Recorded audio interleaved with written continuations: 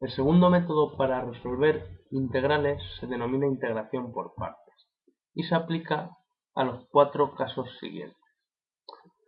Primer caso, integral de una función polinómica por una función trigonométrica, por ejemplo la integral de x cuadrado por el seno de x.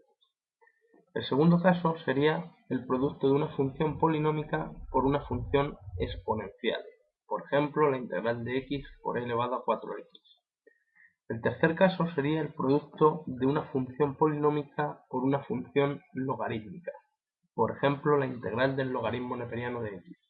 Y el último caso sería la integral de una función exponencial por una función trigonométrica, por ejemplo la integral de e elevado a x por el seno de x. Siempre que estemos ante uno de los cuatro casos anteriores, vamos a aplicar el método de integración por partes siempre y cuando la integral no sea inmediata. Por ejemplo, en el caso 1 tenemos el producto de una función polinómica por una función exponencial, pero en este caso el exponente de la función exponencial es x cuadrado y su derivada es 2x, que la tenemos aquí fuera. Esta integral cumple esta expresión de aquí, que la podemos encontrar en cualquier tabla de integrales inmediatas, y por lo tanto se trata de una integral inmediata. No aplicaríamos, por lo tanto, el método de integrar por partes en el caso 1. En el caso 2 tenemos una función polinómica por una función trigonométrica. Aparentemente también sería una integral para aplicar el método de integración por partes, pero resulta que el argumento de la función trigonométrica, que es x cubo, su derivada sería 3x cuadrado y estaría aquí fuera. Por lo tanto, esta otra integral también se ajusta a esta expresión que podemos encontrar en cualquier tabla de integrales inmediatas y no aplicaríamos tampoco el método de integración por partes. Entonces, si nos encontramos ante uno de los cuatro casos iniciales y no se trata de una integral inmediata, vamos a utilizar el método de integración por partes, que consiste en coger la integral problema y convertirla en una integral más sencilla de resolver. Para hacer esto, utilizamos la expresión que aparece en pantalla, que dice la integral de u por diferencial de v es igual a u por v menos la integral de v por diferencial de u. Para recordar esta expresión existe una regla mnemotécnica que dice: solo un día vi un viejo soldado vestido de uniforme. La dificultad que tenemos a la hora de aplicar esta expresión es saber a quién vamos a llamar u y a quién vamos a llamar diferencial de v.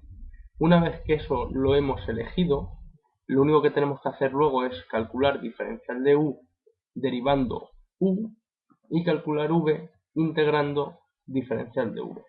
Una vez que tenemos u, diferencial de v, diferencial de u y v, sustituimos en la expresión anterior y volveríamos a hacer la integral que nos queda, que supuestamente debe ser más sencilla que la que teníamos al principio. Para ver a quién llamamos u y a quién llamamos diferencial de v, lo vamos a ir viendo en cada uno de los casos. En el caso inicial, en el que teníamos el producto de una función polinómica por una función trigonométrica, siempre vamos a llamar u a la función polinómica y vamos a llamar diferencial de v al resto.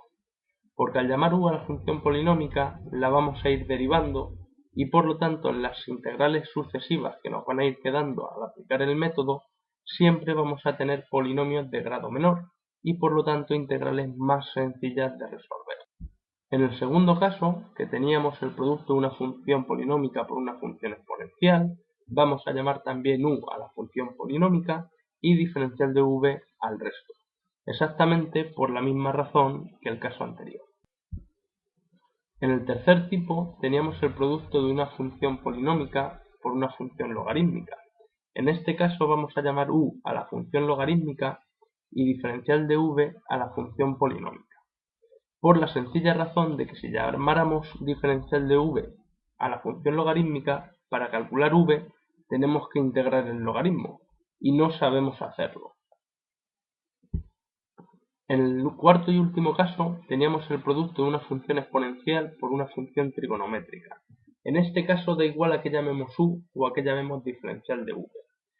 El problema está en que vamos a tener que aplicar dos veces el método de integración por partes por tratarse de una integral cíclica, es decir, que nos va a quedar al final la misma integral que teníamos al principio.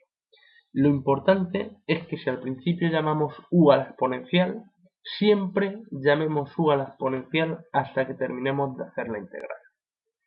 El criterio que se suele seguir, más general, es llamar siempre u a lo difícil de integrar o a los polinomios para irlos disminuyendo el grado. En los siguientes vídeos iremos viendo ejemplos de cada uno de estos cuatro tipos e iremos viendo cómo se utiliza el método de integración por partes.